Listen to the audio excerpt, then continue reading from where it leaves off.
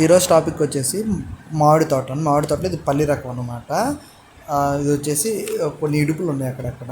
అయితే ఈ తోట మాత్రం బాగుంది అనమాట. అంటే బాగా లేట్లు వేసింది కదా, ఇప్పుడు పూత వస్తుంది చాలా నీట్గా. అనేది ఆ లేట్లు వచ్చిన వాటి నుంచి ఇలా పూత అనేది బాగా ఎక్కువగా వస్తుంది. చూస్తున్నారు ఎంత నీట్గా అయితే ఉందో పూత.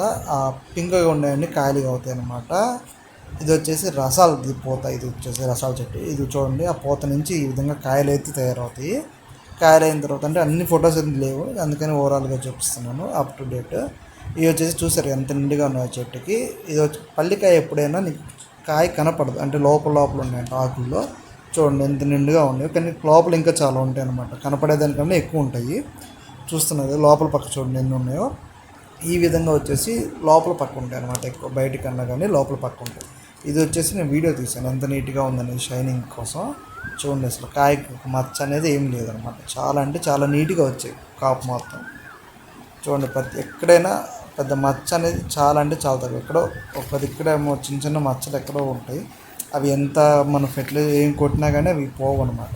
అంటే ఇంకొక కాయ రెండు కాయలు, ఇప్పుడు రెండు కాయలు ఉన్నాయి కదా, అవి రాపిడి దగ్గరలో లేకపోతే ఇంకో రీజన్ వల్ల కొన్ని మచ్చలు వస్తాయి.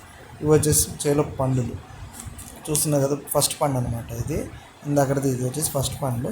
సో ఇలా పంటకు 1-2 వచ్చినాక ఇలా నీటికి చెట్టుకి కోసేసి అవన్నీ ఇలాగా కోగా చేసుకుంటాం. అది ఇక్కడ పెట్టుకొని, అంటే అప్పుడే కోస్తాం కదా, సొన అనేది ఎక్కడైనా 1-2 కాయలకి ఉంటుంది అనమాట. ఈ విధంగా తిప్పేసి నీట్గా వెనక్కి, అంటే తొడుము అనేది కిందకు వచ్చేటట్టుగా పెట్టాలి.